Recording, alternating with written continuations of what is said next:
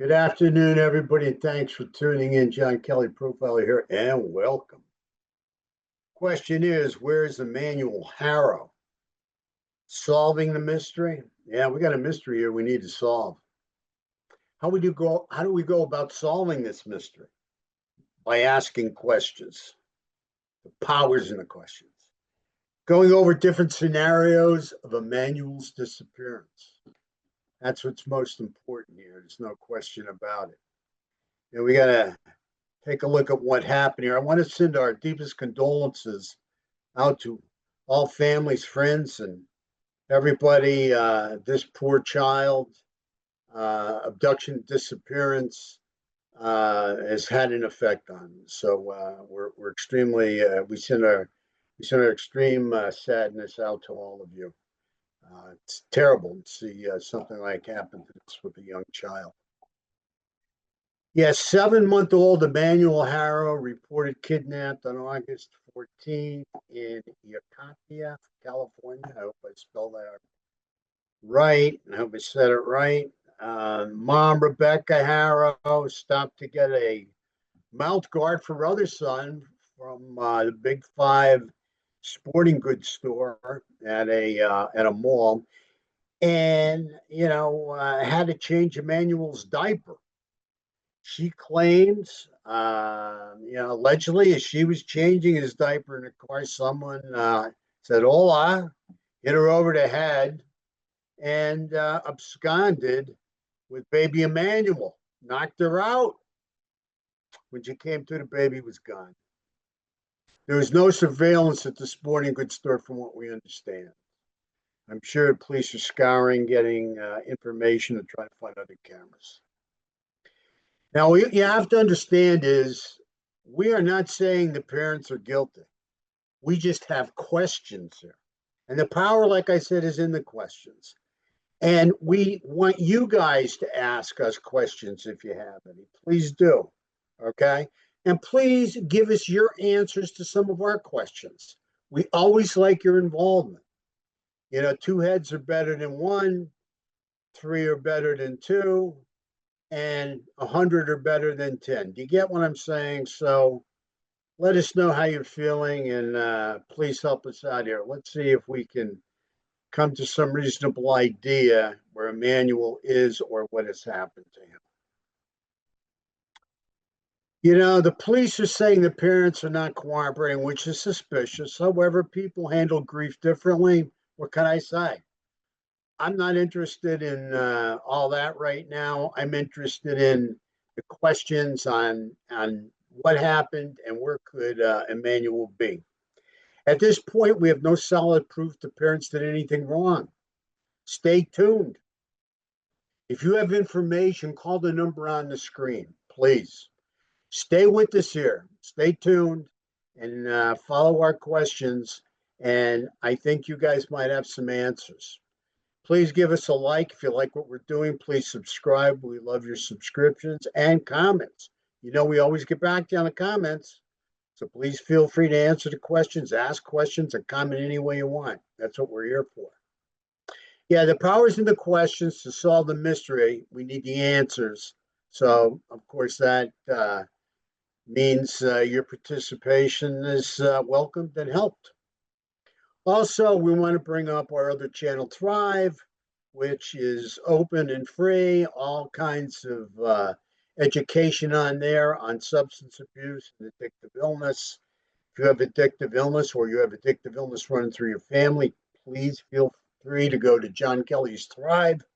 Like I said, it's loaded with educational videos, and you can get a lot out of there.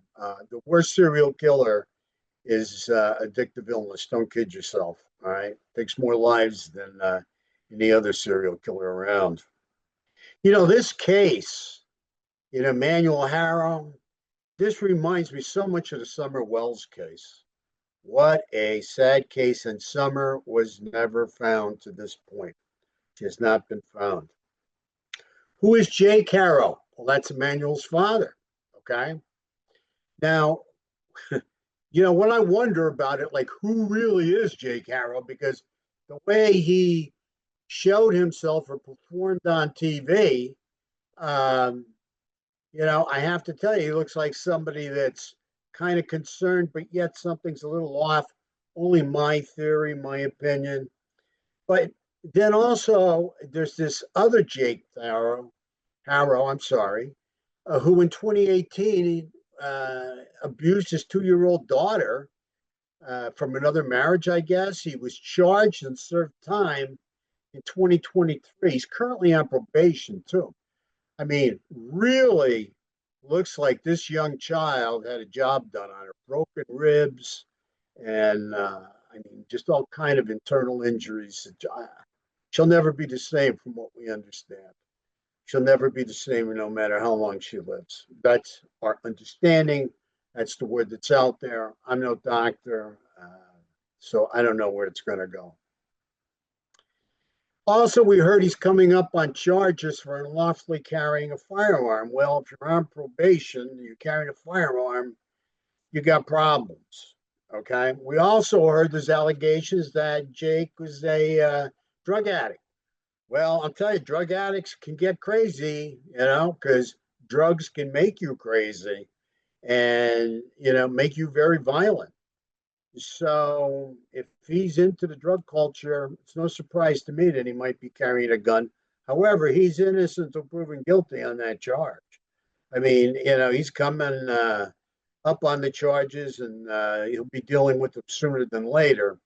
But I don't like this mix when I hear drug addiction and I hear carrying a gun and I hear violence in the house. I mean, very, very concerning and upsetting.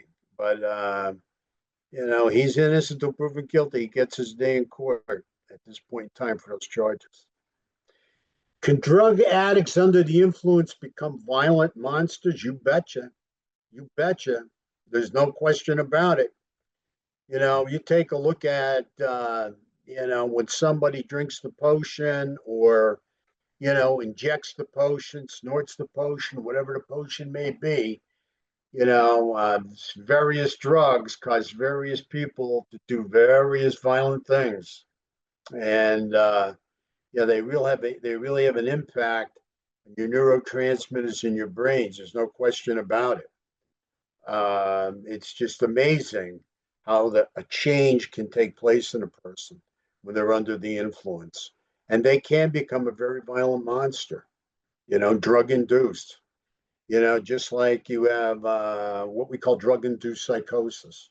Okay, it happens. All right. And I'm not saying that happened here. I'm just saying it happens. Okay. If you're in the drug culture and you're using, there's no question about it. You become a Dr. Jekyll, Mr. Hyde, right? You're Dr. Jekyll one moment, but after you take that potion, depending on how you ingest it, right?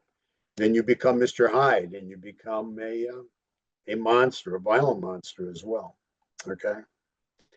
The other problem I have with him is what is his history of domestic abuse with women? That's what I'm wondering about. I'm wondering, does he have a history of domestic abuse with women? Because I'll tell you, a lot of women that we see in these different situations are what we call male dependent. Male dependent. That means they stay with the guy no matter what. They have a need to have a man no matter what. And over the years, in all my years of counseling, I've seen this hundreds and hundreds of times. Some women, for various stupid reasons, think they're not good enough, think that they'll never get another guy if they let this one go. They think they're ugly.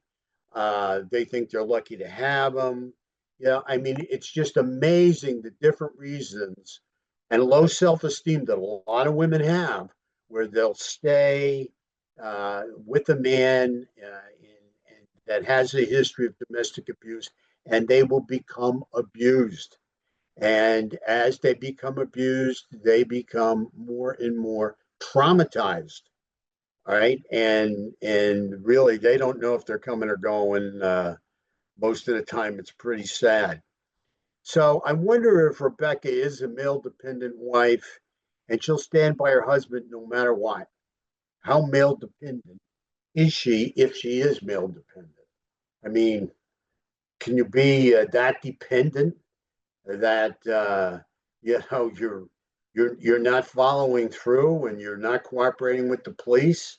You're not getting out there to pound the pavement to find your child. I don't know. I just don't know. There's so much more that has to be unraveled here. But we'll get into it. Like I said, the questions. We keep asking questions. We're curious. We'll get the answers.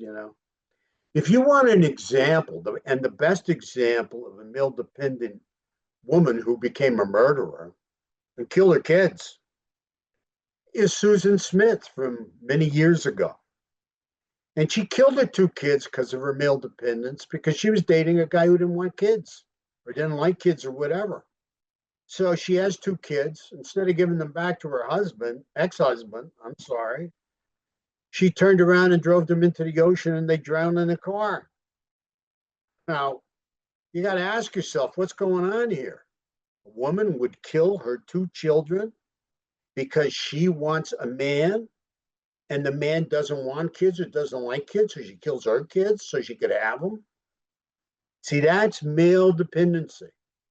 I need a male, just like a heroin addict is dependent on heroin, cocaine addicts dependent on cocaine addict. It's the same thing. A male dependent woman is dependent on male, same as any addict that's dependent on a drug. So, obviously Susan Smith was very male dependent and drove her kids into the ocean and drowned them in South Carolina back in the day.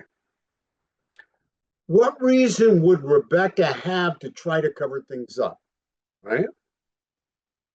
I mean, why do that? If you were doing a cover up, why? Why would you do it? Now, here's some questions. Could it possibly be if your son is gone and you have all these other kids you've got to take care of? Well, you need money, right? And if in some reason, way, shape, or form, there was any involvement from anybody else in the family, like your husband or something, this is only a theory, right? What would that mean? Would that mean that your son's gone, you can't bring him back, you don't want your husband to go, he goes off to jail for the rest of his life, you're left with all these kids by yourself, you have no money, how do you support them? Pretty concerning. So what reason would Rebecca have to cover things up? I don't know. I think there could be a few different reasons. Not saying she's guilty of anything, but we have to look at these various possible scenarios. They're only possible, you know. Not we're not saying they did anything wrong. Is Rebecca scared of her husband? Okay, has she been so abused and been involved in so much domestic abuse that she is afraid to death of him? I mean, after all, the guy's, was carrying a gun. He's on probation. He has a prior for really hurting a child. Bottom line, she might be scared. She might be scared. Not only scared of, not having him there to support her, and support the kids and bring some money in, because these kids have to be paid for, they have to be supported, right?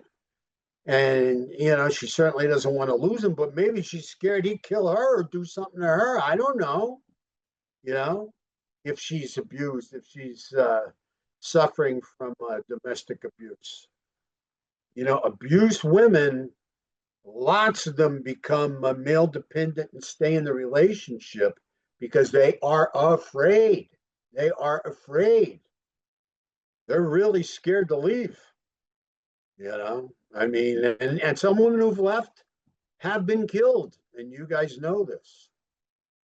It's kind of like the Stockholm syndrome, where the victims adapt to their environment and their surroundings because they are so afraid.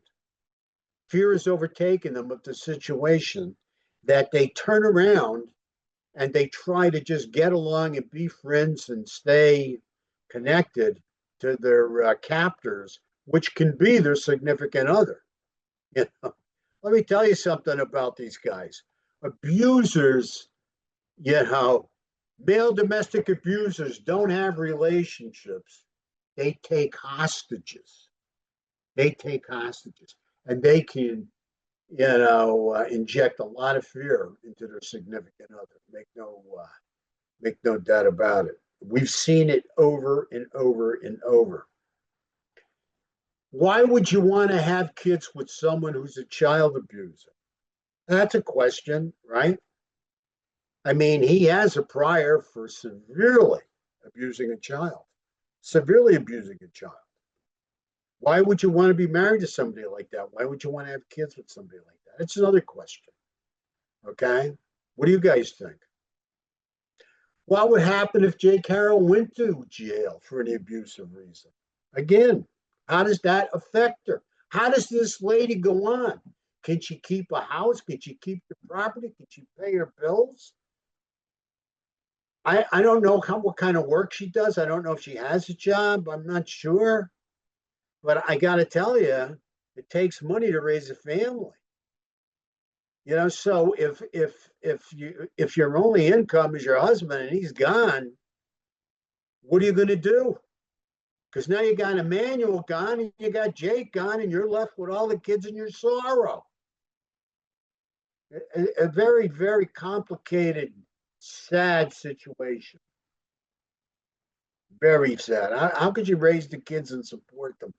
There's no money coming into this. This has to be. This all has to be unraveled to see exactly what's going on. The other thing is, if Rebecca lost Emmanuel, if Jake went to jail, she would have lost both. The child had be gone, the husband be gone, and as far as I'm concerned, most importantly, her financial support would be gone. But again, that's my feeling, my opinion. Right now, as far as we're concerned, the family's done nothing wrong. I think time's going to tell us. People handle grief differently. A lot of people are talking about the way they were interviewed on TV, and they didn't look good in the interview, and they looked like they were lying or deceiving in the interview. I can't professionally come out and say, yeah, that's right, they're lying, because I know that people handle grief differently. And these folks can be handling it differently too, which can make them appear to be lying or, trying to evade questions. I don't like the idea of them not working with law enforcement. What's that about? Right? That's a major piece. Why are they evading law enforcement? Law enforcement said they're not willing to cooperate. So there we have it. Please let us know what you think. Thank you so much for tuning in. We truly appreciate you. We appreciate your feedback, and we always appreciate your great comments. We have a smart following. Keep it going, guys. We appreciate it. Until we meet again, thank you so much for tuning in today. Take care of yourself. We live in a dangerous world. Stay on your toes. And most importantly, have a great day. And until we talk again, God bless. Thank you.